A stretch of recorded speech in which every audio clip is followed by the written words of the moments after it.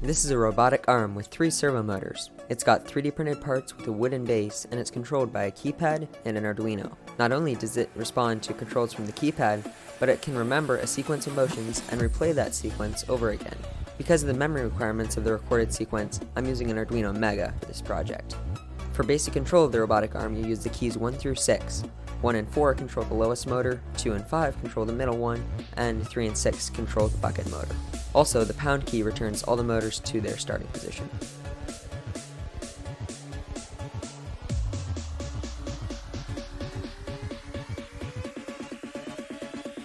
To record a sequence of motions, you push A, then use the keys 1 through 6 again to move the arm. The indicator light turns green when you're recording. When you're done recording, you press A again. To have the robotic arm execute that sequence of motions, you can push B, C, or D. B plays the sequence once, C does it 5 times, and D is 10.